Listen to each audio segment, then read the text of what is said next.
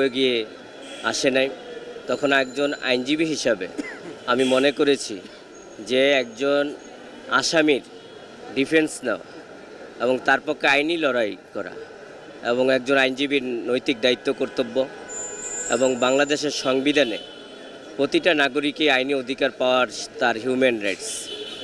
সেই প্রেরণা থেকেই আমি এই ক্লান্তিলগ্নে আমি আসামিদেরকে সর্বোচ্চ আইনি সহায়তা দিয়ে যাচ্ছি এবং ইতিমধ্যে আপনারা জেনেছেন যে আমি ৭০ জন ভিভিআইপিদেরকে আনানো হয়েছে বিজ্ঞ আদালতে।